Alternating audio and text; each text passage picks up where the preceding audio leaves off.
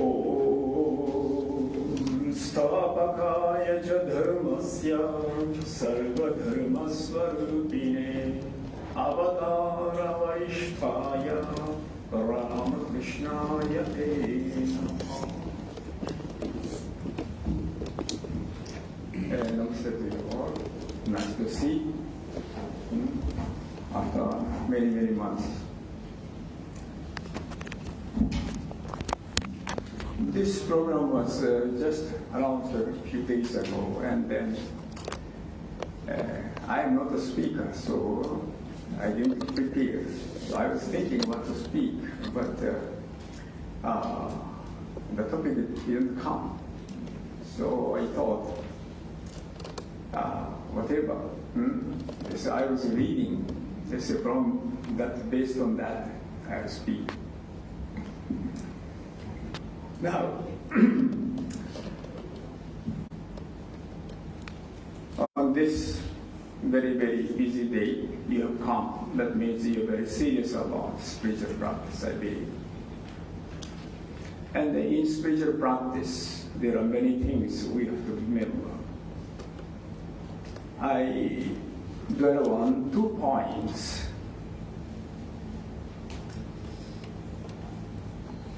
When you read the spiritual books, they will tell you these are very important. First is the patience.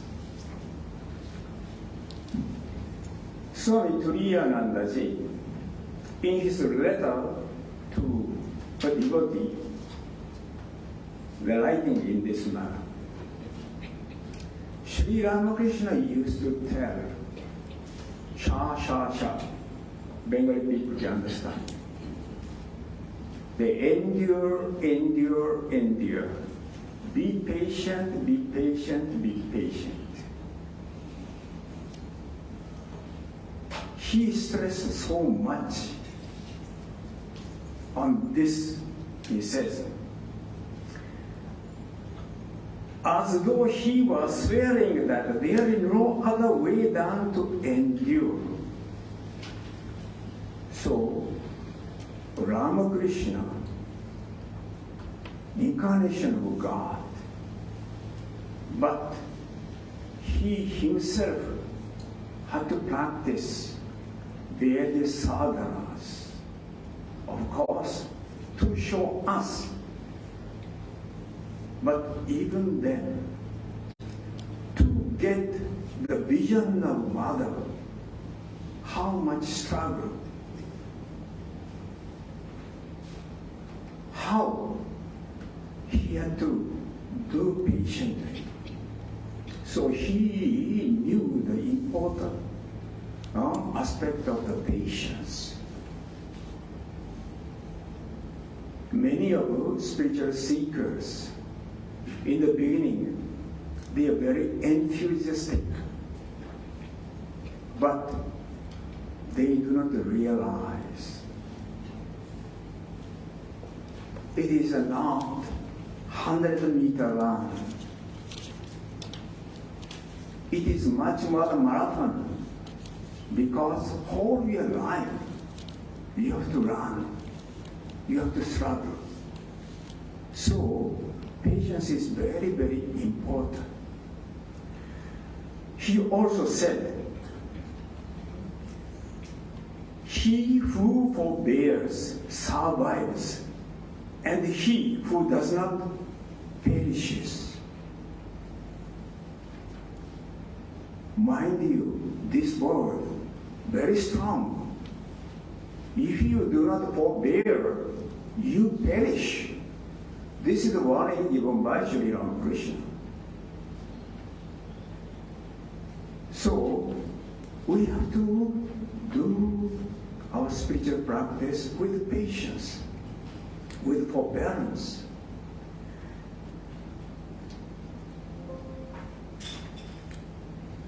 The great saint Tulsidasa also said, suffering is inevitable for all embodied beings.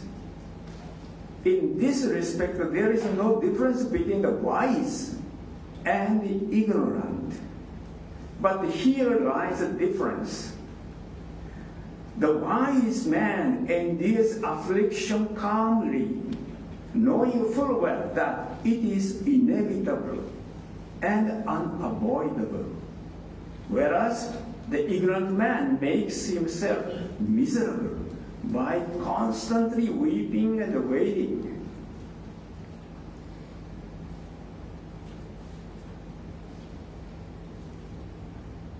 I think most of you must have read the life of Holy Mother, Sri Sarada Devi.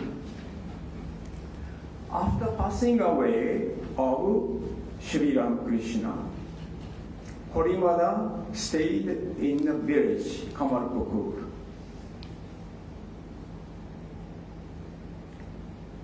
Many of the devotees, they did not know what your hardship, terrible hardship, Holy Mother was undergoing. Even some days she didn't have the salt to season whatever she cooked. But Ramakrishna warned, don't extend your hands. Of course, Holy Mother was great, so she never felt that pain. But she had the patience. She could endure anything. Then later she was treated as goddess. But even then, who are they? Surrounded around her. All sorts of ladies. Eccentric, mad. Very everyday complaining. All sorts of these ladies surrounded her. But Holy Mother was calm, never disturbed. So, from her we can learn the patience. And Brahmanandaji also tells, until the time is ripe, the mother bird does not break open the egg. So do not be impatient. Impatience avails nothing. Be patient, be patient, be patient. When time comes, everything will be over. In this connection, I remember a Zen story. One Zen monk was there in China. Maybe this is 1,000 years ago also. Generally, in Zen monastery, there are sadhana. Tapasya is very, very severe. He was undergoing all kinds of severe tapasya, but he could not realize.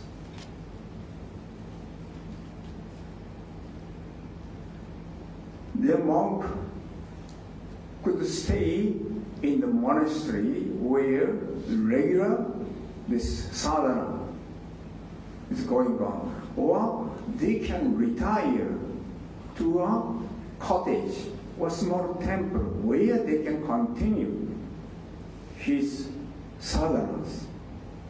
So he decided, I have done here enough. I'll go to a mountainside in a small cottage where I'll continue. And he continued. One day, as usual, he was cleaning the garden. Then, by chance, when he swept the garden, some pebble was there. That pebble flew and struck a bamboo tree. They made a sound. That sound made him awaken. In Zen story, you will find such stories, many stories. Sudden awakening. But before that, they have done tremendous spiritual practice. Without that, no awakening. So patience, always be patient. Do not run away. Do not avoid. Face, continue, so that we do not perish. So next is the abhyasa. Next item is abhyasa, repeated practice. This is told in many places. In the Gita, when Arjuna asks Shri Krishna, my mind is turbulent like the window. It is impossible to catch. What to be done? Abhyasena the kaunteya, vairagyena ja grihyate. By abhyasa and vairagya, Krishna stresses. So this abhyasa,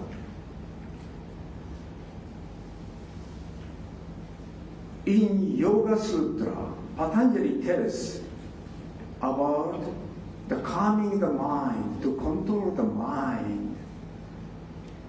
Abhyasa vairagya vyantan nirodha. Through, like Krishna, abhyasa and vairagya, you can control the mind, he stresses. And then practice abhyasa. Through abhyasa, spit out yatna, abhyasa, mind becomes still. Then the question comes, abhyasa, how long we should do abhyasa? There's a natural question, how long we should continue? And Patanjali very intelligently, very cleverly tells, dirghaka is this, dirgha. Long, long hours, he says. As long as we do not have realized, this is the answer. And Nairantarya, without break. This is very, very important. See, we have to do our spiritual practice day after day. No holidays. As I have been here, assigned as the manager of Sarada Kindergarten. And then kindergarten we have holidays. So, during the holidays, Swamiji, are you going on the holidays? For us, no holidays. So, every day is for us a sadhana. In this connection, also I want to tell, say, senior Swamis, they used to tell. Sometimes, especially young Swamis or brahmacharis, when you join Ramakrishna Mission, Karma Yoga is must. So you are assigned various duties. Then they think, I am not doing a tapasya. Tapasya is where? Going to Rishikesh or wandering. So they used to approach the senior Swamis. Swamiji, I want to go to tapasya. But Swami Tapasya Anandaji, who was the vice president, Swami Ranganatha Anandaji, who was the president, used to reply, what are you doing? What you're doing is a tapasya. Don't think it is different. you are doing everything for Sri Ramakrishna. That itself is a tapasya. So, without break, this abhyasa should go on. So, then, satkar says devotion or faith. See, generally this is understood as a strong faith in Guru and scriptures and ourselves. Here, Swami Vivekananda always stressed Shraddha, Shraddha, Shraddha. That is one of the most important words, especially from the Katha Upanishad. Nachiketa got Shraddha. Shraddha avivesha. Shraddha entered into Nachiketa, says. The conviction entered. Swamiji also says, first believe yourself. Believe in ourselves means what? Believe we are Atman. We are infinite. Satchit Ananda Swarupa. That is our real nature. That is Shraddha. So, these three, Dirghakara, abhyasa should be done long hours, long time. Then, without break and with conviction, we shall achieve. These are necessary, especially about the Shraddha's importance.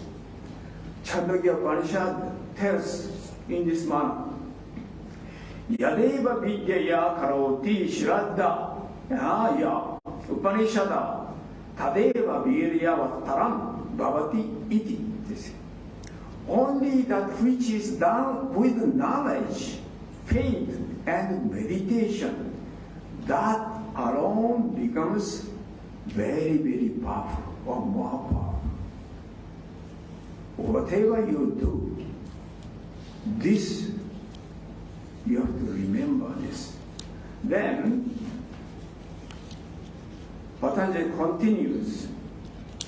Next he said, Dhruva Bhumi. A person who has attained a higher plane will not be suddenly overpowered by the rise of an active subliminal impression. You are not affected. There are levels of enlightenment. Lower levels you attain, you will tumble down. It is not easy till you establish firmly there. So this is a word. Now, these three, Abhyasa, Dirghakara, long hours, without break, and faith, and plus we should have the simple technique. Then we can achieve our goal. And I want to give you the example, most beautiful example. Who did in this manner?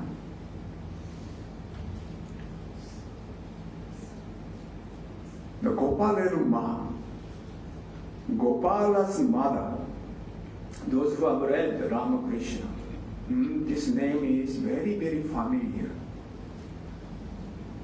She is one of the holiest devotees among Sri Ramakrishna devotees. Sri Ramakrishna used to tell, Many people bring the offerings, but offerings with motive behind.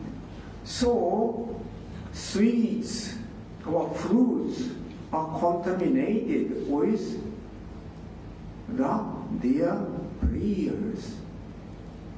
Who can digest these sweets and fruits? Two persons, Ramakrishna mentions.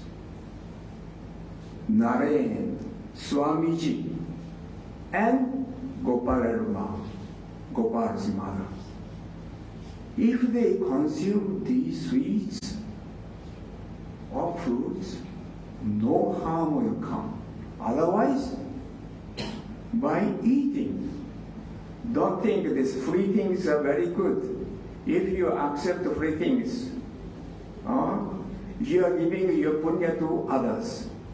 So, in this case, spiritual sadhakas, if you accept your spiritual practice, whatever you've done, that merit will go to the person. So Ramakrishna was very, very careful about that. So this Gopalena Ma, she was a very poor Brahmin widow.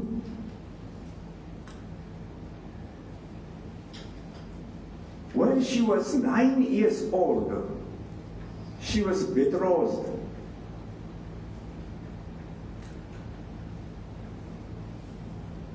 But that day was the first and the last day of her seeing her husband.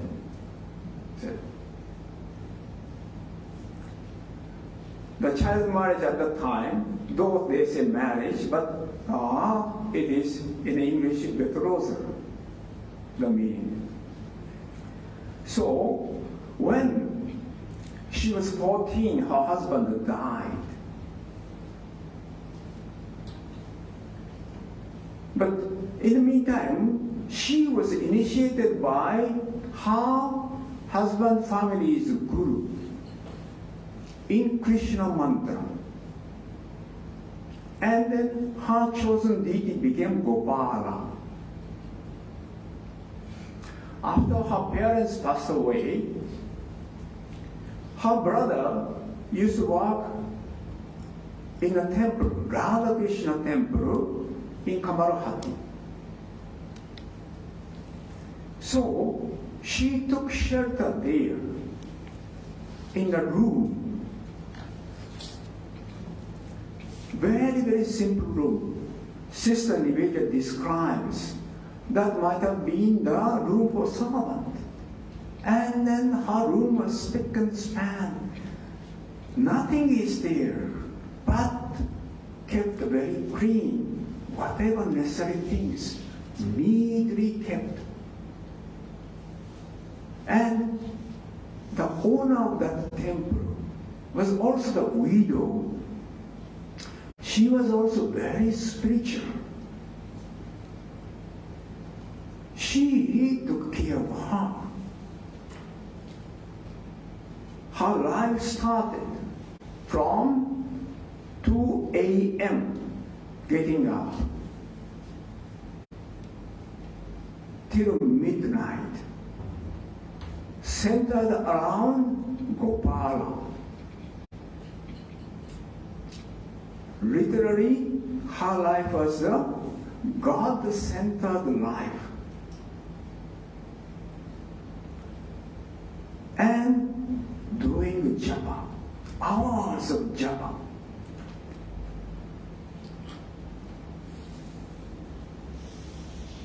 From 1932 to 1852 to 1883.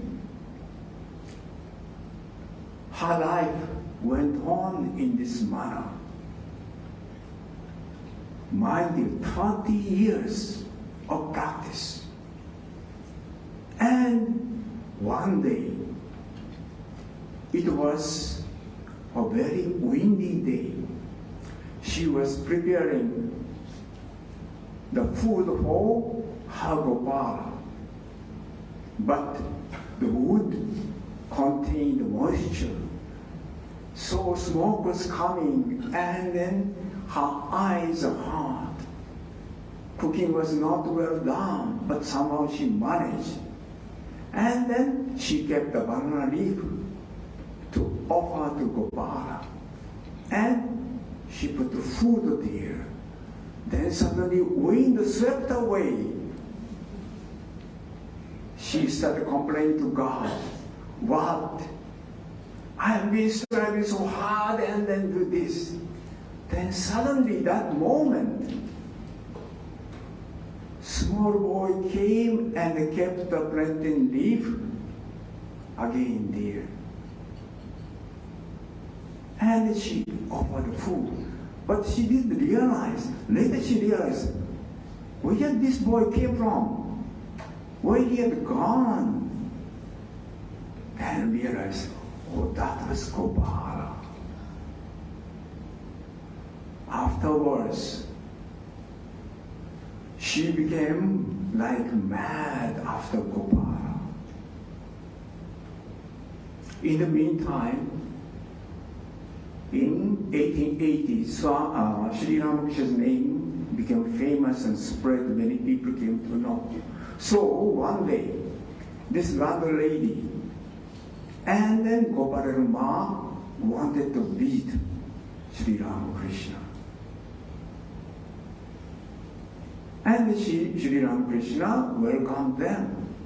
And then immediately Sri Ramakrishna realized both the ladies were spiritually elevated. How pure they are. Sri Ramakrishna could tell, means their spiritual greatness. Easily we can understand. And then advised to come again about Ashwin. And Gopala Ma, she was beaten by cobra. You see, like Mahendranath Gupta. You see, Ramakrishna has cast a charm on her, so she wanted to go again. Generally, the custom is such. Whenever you visit the holy person, you have to carry some present. So, she was poor. What shall I take with me? So somehow she spent 2 paisa worth of sweet. That too, the book mentions, might have been the state. And she went with that to meet Ramakrishna. Ramakrishna's room was full of devotees. And she was very hesitant to offer the sweet. But Sri Ramakrishna immediately noticed, come, what you have brought, give it to me. And then she ate it all. You see how compassionate the Lord is. And Ramakrishna tells, see, do not purchase things. You cook for me. Or you make a coconut ball and bring it. That will do. I'll eat. Then Gopala Ma goes back and then come back with her cooked food. And Ramakrishna enjoys, relishes, and then tells, bring the new food, new cooking. And Gopala Ma thought, what? This sadhus only tells about food only. But I want to go again. But once she steps out from Dakshashwar, her mind is drawn. And she repeats this. And then one day, most probably 1885, I believe, when after the puja, she went to the Japa Samarupana.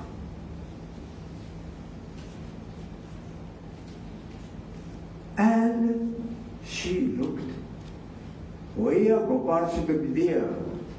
There Sri Ramakrishna was sitting. She was stunned. But with courage, she wanted to hold. Then the figure disappeared. In his place, the living Gopala appeared. 9 or 10-month-old Gopala. Then onwards, she had a constant vision of Gopala. Gopala is crawling on her, dangling his feet on her bosom. All this whole night went on. The next day, like mad woman, she ran to Ramakrishna. So she had this experience, and Sri Ramakrishna fully knew, and then mother, this Gopalarma, realized Ramakrishna is none other than her Gopal. One day, she was doing the japa in Holy Mother's place. Then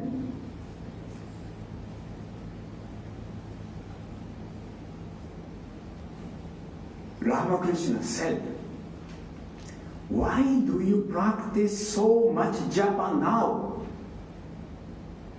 You have plenty of visions." Then Goparama replied, "Shall I not practice japa anymore? Have I attained everything?" "Yes, you have attained everything," Ramakrishna replied. Again, Goparama asks, "Everything?" Ramakrishna says, "Yes, everything." "What do you say? Have I really accomplished everything?" The third times. And the third times, Ramakrishna assured, "Yes, you have. It is no longer necessary for you to practice japa and austerity for yourself." But mind you, next sentence, "But if you wish, you may continue those disciplines," pointing to himself, "for the welfare of this body." Sri Ramakrishna telling Goparama, "You can do japa for my sake." Thus assured by Sri Ramakrishna 3 times, she said, "All right, whatever I do henceforth will be for you." So, with this, you can understand. After how many years? More than 30 years of practice. That too, not ordinary, because she was a widow. She could do, spending hours and hours. Sister Nivedita writes, her day went on with japa, hour after hour, day after day, year after year, and she could achieve this state. Here, patience and abhyasa. And Ramakrishna tells this way, there is nothing inside this body but God. the God fills it true and true. This is the corporeal man. Corporeal man's body was filled with God, true and true. This says. So spiritual retreat, through this we get new strength to continue our spiritual practice. I hope you can get some strength from this talk. Thank you.